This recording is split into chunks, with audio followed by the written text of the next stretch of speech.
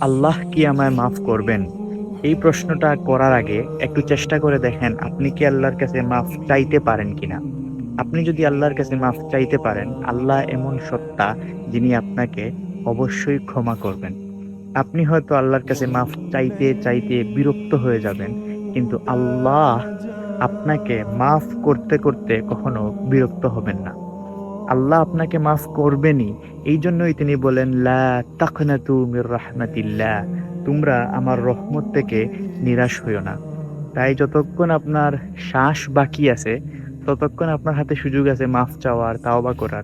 কিন্তু the moment আপনার শ্বাস চলে যাবে, আপনি মারা যাবেন, সেই মুহূর্ত থেকে আপনার আর ক্ষমা চাইতে পারবেন না। কিন্তু এখন আপনি ক্ষমা চাইতে পারবেন।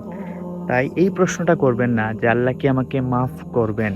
আপনি চেষ্টা করে দেখেন আপনি কি আল্লাহর কাছে মাফ চাইতে পারেন কিনা? আপনি যদি মাফ চাইতে পারেন, আল্লাহ অবশ্যই, অবশ্যই আপনাকে ক্ষমা করবেন।